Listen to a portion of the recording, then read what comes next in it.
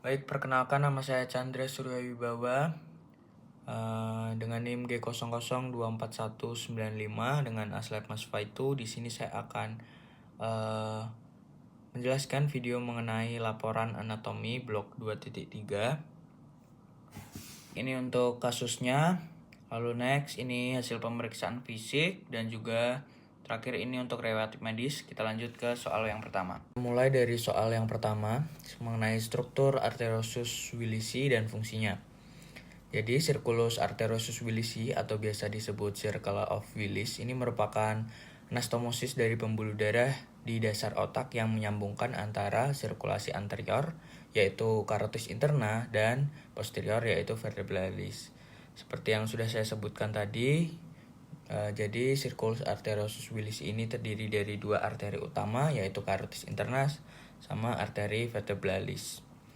Nah, dimulai dari bagian anteriornya terdapat dua arteri yaitu arteri cerebri anterior sinistra dan juga dextra yang akan dihubungkan oleh arteri communicans anterior. Lalu kedua arteri cerebri anterior ini masing-masing akan berasal dari arteri carotis interna, dextra, dan sinistra.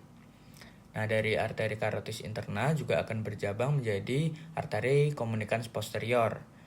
Nah, arteri communicans posterior ini yang akan menghubungkan arteri cerebri posterior ke arteri cerebri posterior yang merupakan cabang dari terminal dari arteri vertebralis, yaitu merupakan hasil pertemuan dari arteri vertebralis, dextra, dan juga sinistra. Nah, lingkaran ini fungsinya itu sebagai jalur kolateral, yaitu menyediakan rute alternatif untuk aliran darah ke otak jika salah satu pembuluh utama mengalami penyumbatan atau bermasalah. Dalam keadaan normal, tekanan darah dalam lingkaran relatif seimbang. Tetapi ketika salah satu arteri besar tersumbat, nantinya darah dapat dialirkan dari sisi atau sistem yang lain yang melalui anastomosis tadi, sehingga perfusi cerebral tetap terjaga dan mencegah iskemia di otak.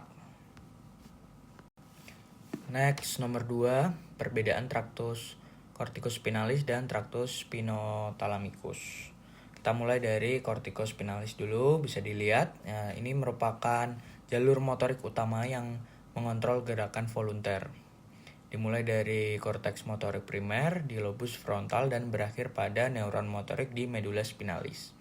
Jalur ini menyilang di bawah medula oblongata pada area yang disebut dengan distansio pyramidum. Lalu nantinya akan turun sebagai traktus corticospinalis lateralis di sisi lateral medula spinalis. Nah, gambar selanjutnya ini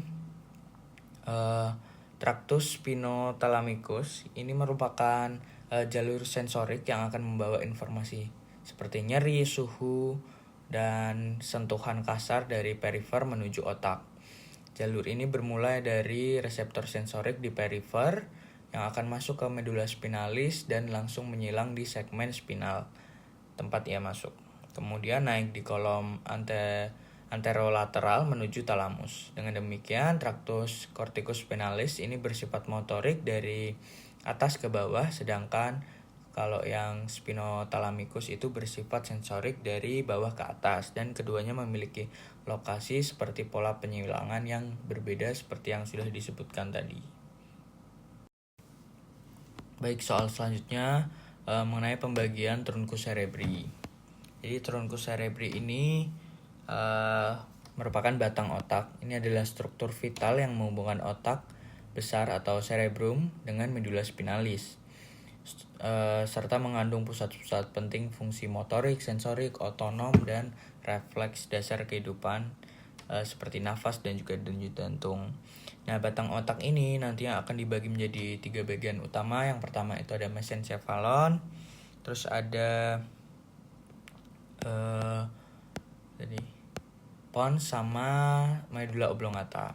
Kita mulai dari mesencephalon dulu. Mesencephalon atau midbrain bagian tengah. Ini letaknya paling superior dari keseluruhan tadi. yaitu lebih superior dari pons sama medula oblongata. Terus terletak antara diencephalon dan juga pons. Struktur pentingnya itu ada tegmentum, yaitu merupakan bagian anterior yang mengandung nukleus saraf kranial 3 atau nervus oculomotorius, dan juga 4 atau trochlearis serta jalur ascendens atau sensorik.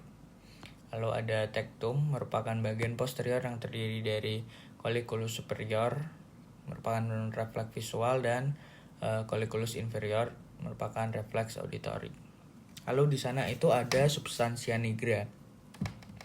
Ini berperan dalam pengaturan gerakan, dan kerusakan di sini berkaitan dengan penyakit Parkinson. Jadi substansia nigra ini nantinya akan menghasilkan dopamin yang berfungsi untuk motorik halus. Itulah kenapa kalau substansia nigranya bermasalah, nanti akan terjadi gangguan pada gerakan motoriknya yang bisa mengakibatkan penyakit Parkinson. Lalu ada crus cerebri yang merupakan basis pendiculi cerebri yang akan mengandung serabut motorik dari korteks ke batang otak dan medula spinalis. Fungsi utamanya itu sebagai koordinasi refleks visual dan pendengaran. Lalu ada kontrol motorik tubuh bagian atas dan juga mata. Next, struktur yang kedua ada pons. Ini letaknya di antara mesencephalon dan juga medula oblongata, di anterior dari cerebellum. Struktur pentingnya yang pertama ada basis pontis.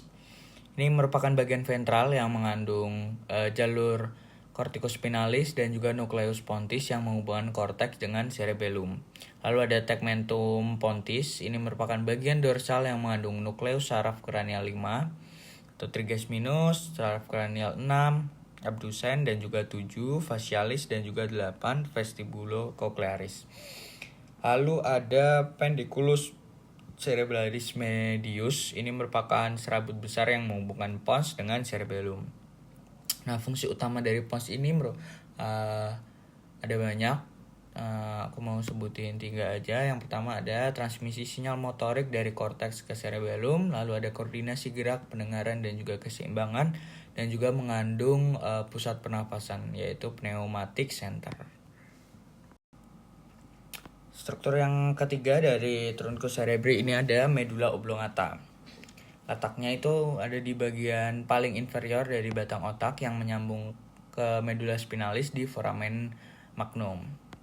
Struktur pentingnya yang pertama ada piramida medula. Ini merupakan jalur tractus corticospinalis yang menyilang di distancio pyramidum. Lalu ada oliva inferior yang merupakan struktur yang berperan dalam koordinasi motorik dengan cerebellum. Lalu ada nukleus saraf kranial 9 sampai 12, termasuk nukleus ambigus dan nukleus dari dorsalis vagus. Lalu ada nukleus gracialis dan suneatus yang merupakan bagian dari jalur sensorik kolumna dorsalis. Fungsi utamanya itu mengontrol fungsi vital seperti nafas dan jantung, tekanan darah. Terus ada pusat refleks muntah, batuk, bersin, dan juga jalur utama dari sensorik dan juga motorik. Next, soal selanjutnya asal-usul dan fungsi saraf kranialis motorik murni, nervus 3, 4, dan juga 6. Nah, 3 saraf kranialis motorik murni yaitu nervus oculomotorius atau nervus 3, nervus thoracialis atau nervus 4, dan nervus abdusen atau nervus 6. Semuanya ini bertugas atas pergerakan bola mata. Saraf oculomotorius berasal dari mesencephalon dan menginervasi sebagian besar otot ekstraokuler yang termasuk levator palpebrae superior yang berfungsi untuk mengangkat kelopak mata serta memiliki komponen parasimpatis untuk konstruksi pupil. Lalu ada saraf trochlearis. Ini juga berasal dari mesencephalon namun dari bagian dorsal bawah, dan menginervasi otot oblikus superior yang membantu memutar dan menurunkan bola mata. Selanjutnya ada saraf abdusen yang berasal dari pons dan menginervasi otot rectus lateralis. Fungsinya untuk menggerakkan bola mata ke lateral atau abduksi. Nah, lalu lesi pada upper motor neuron atau UMN. Jadi saraf-saraf ini biasanya ringan karena adanya input bilateral dari korteks sehingga jarang menimbulkan kelumpuhan berat. Sebaliknya, lesi pada lower motor neuron atau LMN akan menimbulkan gejala khas tergantung syarafnya. Lesi pada nervus 3 akan menyebabkan mata mengarah ke bawah dan keluar dan pupil dilatasi. Kalau lesi nervus keempat menyebabkan diplopia saat melihat ke bawah, misalnya saat membaca. Lalu lesi pada nervus yang keenam akan menyebabkan mata tidak dapat bergerak ke samping dan menyebabkan diplopia saat melihat ke lateral. Oke, lanjut mengenai area Brodmann. Yang pertama ada area 4 atau primary motor cortex. Lokasinya itu ada di gyrus presentralis atau lobus posterior, lobus frontal. Terus fungsinya itu untuk mengontrol gerakan volunter otot rangka dengan representasi somatotopik. Area ini memiliki neuron piramidal besar atau cell beds yang memulai traktus corticospinalis. Lalu yang B ada area 1, 2, dan 3 atau primary somatic sensory cortex. Lokasinya itu ada di gyrus postcentralis atau lobus parietal. Fungsinya untuk menerima dan memproses informasi sensorik somatik seperti nyeri, sentuhan, tekanan, suhu, dan propriosepsi. Nah, ketiga area ini bekerja secara integratif untuk membentuk persepsi sensorik tubuh.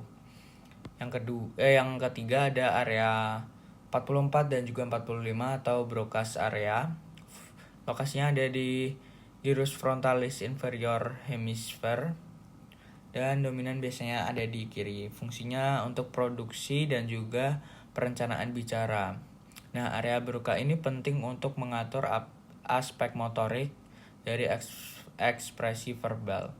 Lesi di sini akan menyebabkan aphasia Broca atau bicara non-fluent, tetapi pemahaman yang relatif utuh. Dan yang terakhir ada area 22 atau Wernicke's area. Lokasinya di bagian posterior gyrus temporalis superior, terutama di hemisfer dominan kiri. Lalu fungsinya untuk pemahaman bahasa baik lisan maupun tulisan. Lalu lesi di area ini akan menyebabkan aphasia Wernicke atau bicara fluent tetapi tidak bermakna dan pemahamannya itu terganggu. Oke, soal selanjutnya, mengapa okulasi arteri cerebri media atau ACM lebih sering menyebabkan kelumpuhan wajah dan juga lengan? Jawabannya ini berkaitan dengan distribusi vaskular dan representasi somatotopik dalam homunculus motorik. Nah, ACM ini menyuplai bagian lateral hemisfer otak termasuk gyrus presentralis lateral atau area motorik wajah dan juga lengan, ada gyrus postcentralis lateral yaitu area sensorik wajah dan juga lengan. Lalu ada area Broca dan Wernicke jika di hemisfer dominan. Dalam homunculus motorik, bagian lateral korteks motorik itu akan mengatur gerakan wajah dan juga lengan kan.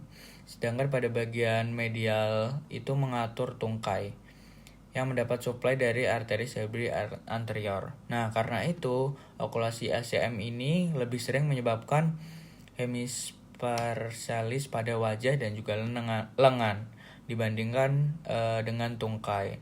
Karena area korteks yang mengatur wajah dan juga lengan itu terletak di wilayah yang lebih lateral dan suplai oleh ACM tadi.